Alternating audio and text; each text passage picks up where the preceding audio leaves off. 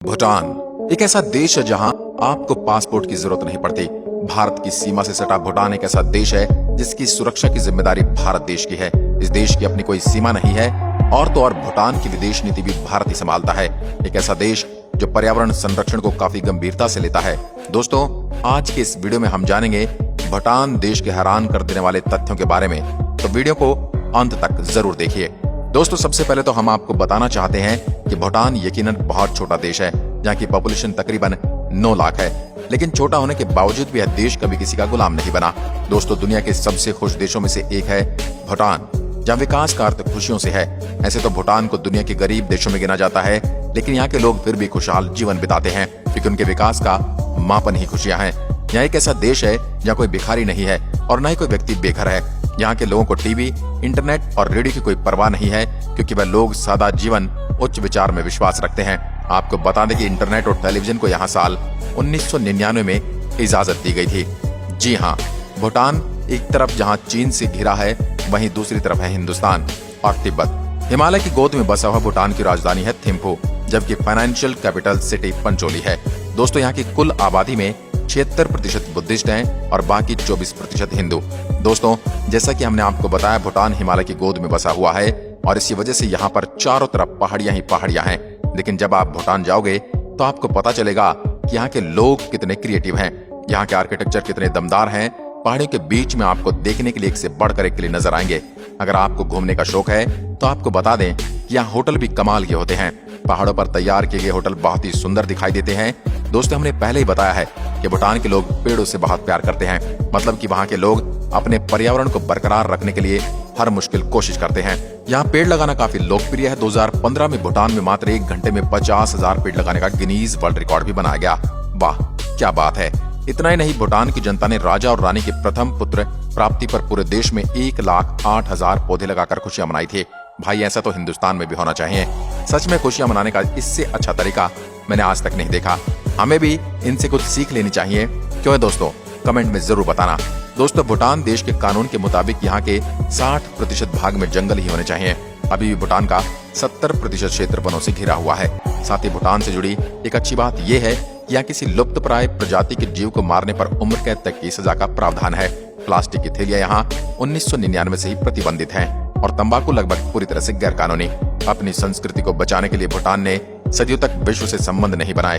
उन्होंने 1970 में पहली बार किसी विदेश पर्यटक को यहाँ आने की इजाजत दी थी। कमाल के प्राकृतिक दृश्य और शानदार संस्कृति के बावजूद यह अब भी किसी बड़े पैमाने पर पर्यटन से बच रहा है और ऐसा जानबूझकर किया जाता है। भूटानी सरकार पर्यटकों की संख्या को सीमित रखती है और दक्षिण एशिया के बाहर से आने वाले पर्यटकों से $250 प्रतिदिन के हिसाब से पैसा वसूलती है। अब इस देश के अधिकतर विदेशी प्रभाव पर कड़ी नजर रखते हैं।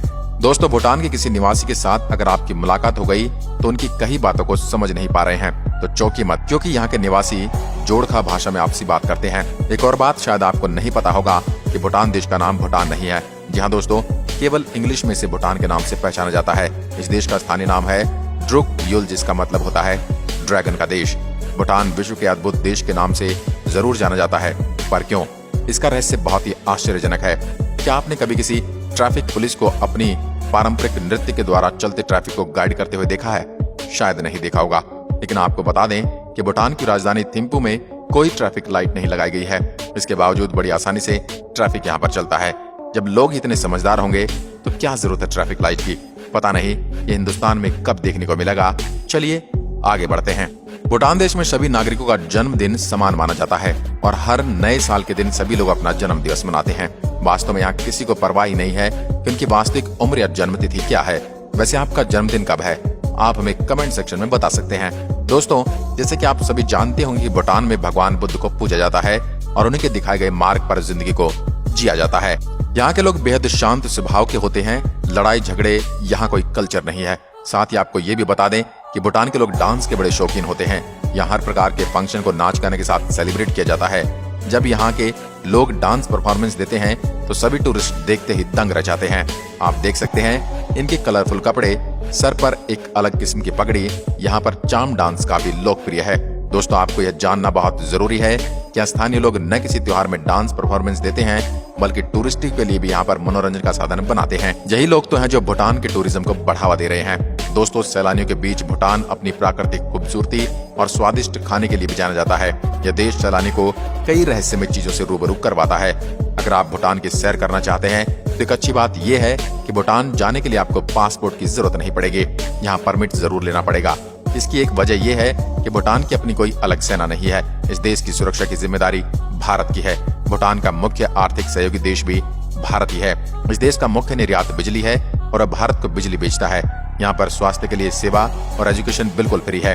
दोस्तों, भूटान के बारे में एक अजीब सी बात यह है कि यहाँ लड़कों के बदले लड़कियों को संपत्ति दी जाती है और यहाँ पर लड़का हो या लड़की एक से अधिक शादियां भी कर सकता है। यहाँ आमतौर पर महिलाएं ही मुखिया होती हैं और महिलाएं ही दुकानें और व्यवसाय भी चलाती हैं और खेतों पर काम भी करती हैं। दोस्तों, भूटान की एक और चीज जो टूरिज्म को खास बनाती है वो यहाँ का खान पान। देखिए, मिर्च के साथ तेज मसालों का इस्तेमाल यहाँ की ज्यादा डिशेज में किया जाता है।